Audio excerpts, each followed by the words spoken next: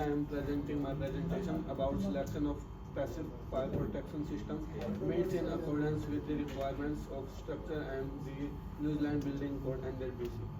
So this is the introduction of my presentation. So first, passive fire protection systems are an integral part of an building protection system which has been designed with aim to prevent or slowing the fire smoke spread out need for human involvement. So basically, we use this type of fire protection system to save the life of occupants and we save the life of our building. So we can stop the spread out of fire without the human involvement. This differs from active systems include sprinklers, alarms, or other that employ physical devices either installed on the construction or incorporate on it. So we can install these type of systems in our buildings. So we can use these type of systems and we can stop this spread out of our fire in the at the time of any fire event. So after that, at the ACTS college, which is located at 6th and 7th floor in the building of UB colleges. So we did this presentation on our college on our floor of 6th and 7th floor in the UB college building. So these are the contents of my presentation. So first is compartmentation, second is penetration and sealing, fire doors and hardware, sprinkler system, emergency egress. So first one is compartmentation.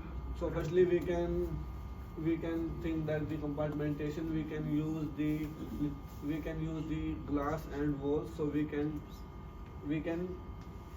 make the small compartmentation in our big rooms and in our big building. So firstly, these are the issues of our compartmentation. So inadequate flood installations of fire resistance barriers, for instance walls, floors and ceiling, which result into inability to resist fire. A fire compartmentation being affected by developing deterioration or damage due to lack of maintenance. So if we did not we will not do the proper maintenance of our parts of compartmentation, so this can be damage for our building.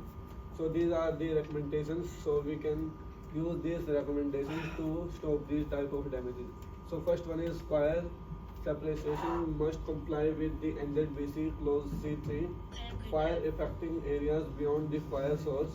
Second is compliance with clause C3.3, ensure fire separations are constructed to prevent fire spread and maintain structural stability, building regulation 1992. So now this is penetration and ceilings. So we can see in the image, so this type of gaps, so we have to fill this type of gaps. So at the event of fire, so we can stop the spread out of fire. So these are the issues. There is a gap between the roof and penetration. Due to this gap, fire can be spread out during the fire accident. No proper installation or supervision during this construction. So now these are the recommendations. Fire stopping products should be tested and accredited and install them in accordance with NZBC clause C3.4. According to clause C3.15, all preventions in the fire separation must be sealed with the materials that maintain the fire resistance of the element. So now the third one is fire doors and hardware. So we have to look at our doors, fire doors and hardware. So we have to use the good material door and hardware so we can stop the fire. So these are the issues when fire doors are installed and aligned in a wrong manner or damaged in some ways. They do not perform the function of a fire door. Second, application of non-compliance hardware accessories like door closers or seals that results in functional problems. So these are the recommendations, so we can stop these type of things. Use fire doors that conform to the following MIND standards: NZS 4520 fire resistant door sets, and the second is compliance with clause C3.4. Fire doors must be meet specified fire resistant rating and be self-closing, building regulation 1992. So now fourth is sprinkler system. So these are the issues. So absence of proper cooperation between sprinkler system and the passive fire protection. And the second one is lack of routine maintenance. So if we will not regularly maintain the clear regular maintain the cleaning of our sprinkler system, so they will not perform at the fire of event. So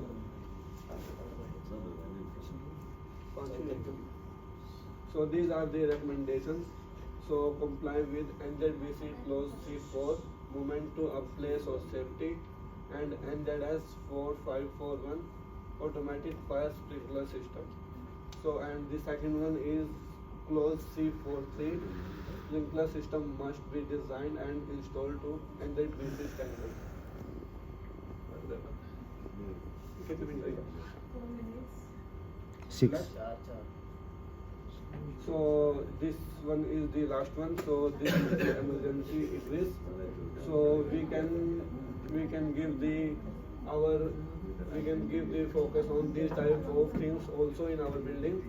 So these are the issues. So we can take a look on these. Closed or partial indicated escape routes lead to poor level of egress. So at the event of fire, so we have to give the focus on this type of emergency exit, so we can use this type of emergency exit at the event of fire and any smoking event. So second is lack of compartmentation which expose occupants to smoke infiltration into the escape phase. And these are the recommendations. So comply with clause C4.2, ensure escape routes are free from obstructions and clearly marked. So we can see at the event of fire, so we can see this type of signs and we can escape from the fire. So now last one is non-compliance with NZBC clause F8 signs and clause C4 movement to a place of safety. कितने minute लगे? दो नहीं? So these are the references which I used in my presentation. काट देते थोड़ा.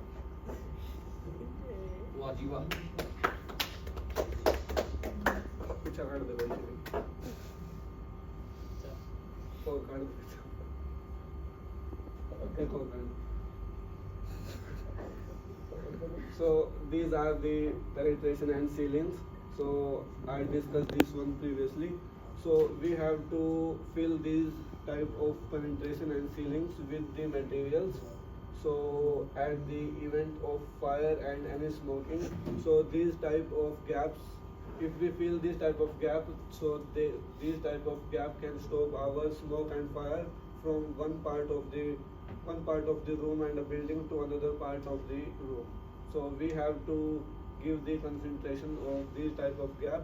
So if we fill this type of gap, so we can stop the spread out of fire in our building. एक और पिछला कर दे. So these are the compartmentations. So if we construct our building in the big rooms, so if we want to use this type of big rooms in the small compartmentation, so we use the glass. So we use the glass and we can divide it into small parts and this thing called compartmentation. So there are a lot of issues in this compartmentation. So these are the recommendations, which is like, so we can focus on NZBC clause C3 and we can focus on the NZBC clause C3.3. So these clauses ensure our fire separation in our building. That is the last one.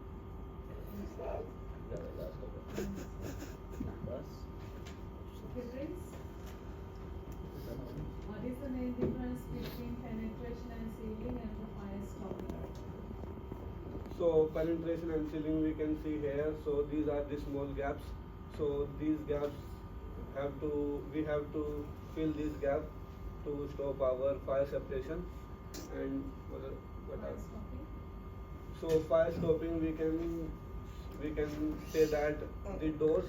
So at the event of fire, so that doors can be stopped automatically at the event of fire. Like Hmm, we some- use only fire doors and fire stopper. I'm asking fire stopping, Mood. not fire doors.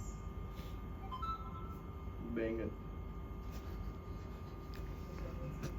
What is the difference between NVSET BC and NVSET S? You have mentioned I have seen. NVSET BC for what? NVSET S for what? So NZBC is New Zealand Building Code and NZS is New Zealand Standards.